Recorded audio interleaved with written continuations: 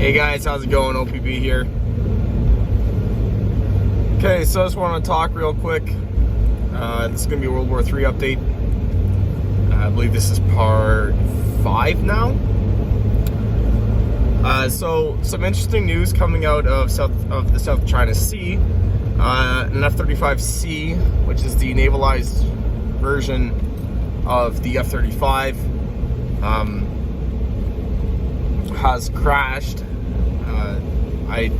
They're not sure what caused the crash as of yet. At the time of this time of this video, they're not sure what caused it yet. There's pretty much a race now to get to that before the Chinese do. If the Chinese get that airframe, that's real bad for the U.S. obviously. They're disclosed to the public latest and greatest equipment, right? So there's that is going on in the South China Sea. In Europe, I'm not sure if I talked about this in my last video, but Russia has moved 6 ships into the Black Sea, and I believe there's 20 to 23 ships from the North Sea Fleet heading down to link up with those vessels. So there'll be a total of 26 to 29, say roughly 30 naval vessels operating in that AO. That's a pretty sizable force for anyone to deal with in such a small area. The U.S. has sent the carrier battle group from USS Carl Vinson to that AO.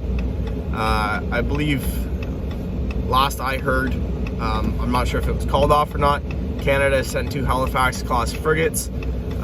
It's a patrol frigate, basic armament. You got, if I remember correctly, when I was on HMCS Fredericton touring it, it was a 57 millimeter, 16 evolved Sea Sparrows and 8 harpoons, and then I believe there's 4 torpedo tubes.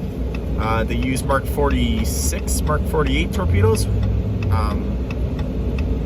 on that class. We have ordered upgraded, new build frigates, Type 26. It won the surface combatant role, so that'll be interesting how fast we get those now. Or is it going to be the same deal as our nuclear submarines we ordered from the Brits? If anyone knows anything about that in the 80s, that didn't happen. We ended up getting 4 pieces of crap, and we're promised 12 more frigates of the Halifax class that we also never got. So there's that. Moving what I see going forwards, something I hadn't taken into account as of why the hell they've waited so long. As for the jump off point of when they're going to launch their attack, from my perspective anyways, I've completely forgot about the Winter Olympics. Right now, the Winter Olympics are being held in China. Not a good time to be waging war when you got the world's top athletes, right? Or top discovered athletes. That's a whole nother discussion. Top athletes sitting in your country, right? You're not going to start a war, so you can't dissipate the enemy's forces simply by just going up to them or by attacking on 2 fronts, right? With 2 different nations, which is what I think they're waiting for. And obviously, Putin doesn't want to be taking any fame away from China right now, right? That's bad for relations. Russia launches an invasion of Ukraine. There goes all air coverage of the Olympics, right? And that's, I'm assuming, probably a decent source of income for China right now. I know there's some sanctions on them, so that's, I guess, kind of buffering that a little bit. So what do I think is going to happen? Honestly, I think they're going to wait for the Olympics to be over. Not sure when that is. So keep an eye out for that once the Olympics end. How many other troops they're moving? It's estimated that the Russians are trying to move 100 BTGs into that area along the border of Ukraine. Obviously now Belarus has joined in, which is basically Russia 2.0. So now they got another ally in that area. They have to go once the ground freezes, and the second that ground's frozen, they have to move. An armored offensive into the Ukraine in mud is physically impossible. Not physically impossible, but extremely difficult. Just ask the Germans how well that worked out, right? It didn't. Now, that gives them 2 to 3 weeks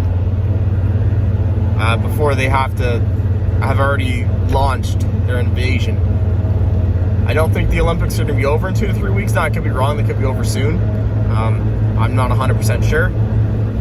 So, that's something you're going to have to watch out for. That's my time frame that I estimate that they're going to go for it, kind of thing, is 2 to 3 weeks. I think in 2 to 3 weeks, or within 2 to 3 weeks, you're going to see a lot more bolstering of Russian equipment before the 2-week mark, and you might even see maybe a little bit of probing. What can we get away with? Watch what the pro-Russian proxy forces are doing in that area. If all of a sudden they start gaining ground, and it's under the guise of a pro-Russian group, chances are that those guys are Russian soldiers that have been given orders to join, right? Act like they're Ukrainians, kind of thing, right? Pro-Russian Ukrainians, but really, you got an infantry division moving up against you, and you're just a pro-Ukrainian resistance fighter. Yeah, that's what I'd be watching out for, at least in the short term, anyways. Up until that 2-week mark, once that ground's frozen, I think there's going to be a whole hell of a lot of engagements going on. Outside of that, I think watch out for when they start, again, mobilizing infantry divisions. The BTG is a good combat maneuver force. They took what the striker brigades can accomplish and basically put their own little twist on it. So that's the Russian version, I guess, of a striker brigade. If you start seeing infantry divisions and armored corps and all that start pulling up, not BTGs, I'm talking like straight armor, like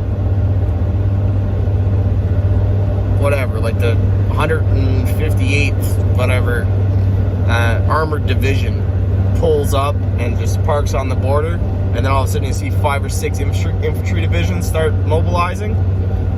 That's when you got to be careful. That's honestly where I think it's going to go in the short term. So that's just what I see as of today. I think it's the 28th today of January. So keep posted. Hopefully I'm wrong. Hopefully they're able to solve this, but unfortunately I don't think they're going to be able to. That being said, don't forget to like, share, and subscribe. If you like this content and kind of the truck talk kind of theme, you can catch more of that on here. I have been kind of hectic and busy, so I apologize for not being able to upload more outdoorsy videos and a better backdrop than the driver's seat of my truck. Sorry for any background noise. I had somebody who I know personally who was watching my videos like, man, that's pretty noisy. I'm like, yeah, I got studded tires on my truck, so it's kind of noisy. Canadian thing, right? If you know about anything about driving on the ice, you know. So again, you can find me on BitChute, on OPB, Ontario Preparedness and Bushcraft. You can find me there. You can find me at Patreon at Ontario Preparedness Bushcraft. If you'd like to leave a donation for the channel, you can do that again on BitChute. The link to my PayPal is on there if you want to leave a donation to help me grow the channel, you can do that. And on Patreon as well, the subscription there starts at $1.50 per month. I look forward to seeing you guys. Don't forget to like, share, and subscribe. OPB out.